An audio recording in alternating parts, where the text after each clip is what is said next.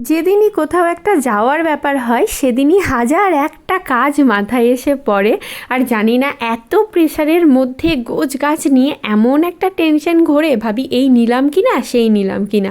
যাই হোক, তো আজকে যাব আমি আর মেজদি কলকাতা।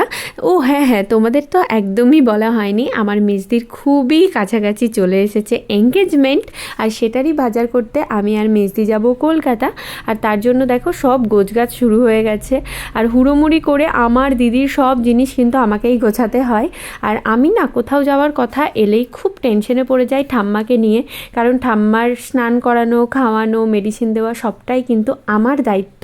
আর ঠাম্মাকে ছেড়ে না আমার ঘুম আসে বাইরে, না আমি শান্তিতে থাকতে পারি।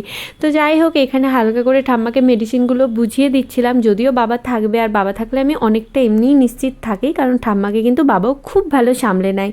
যাই হোক দেখো যাব, আর এই মুহূর্তে কোনো ব্যাগই পাচ্ছি না, তাই একটা ডেলিভারি এসেছিল সেটা এনেই চলে গেছিলাম বাজারে। এই সাইড ব্যাগটা কিনেছিলাম আমি, আর এই ভ্যানিটি ব্যাগটা না খুব ভালো ছিল। তারপরে এই ব্যাগের মধ্যে সব কিছু আগের ব্যাগ থেকে ট্রান্সফার করে নিলাম। তো গোছগাছ তো এখানে আমার মোটামুটি করে কমপ্লিট হয়ে গেছে, এবার আমি গেলাম রেডি হতে। বাই।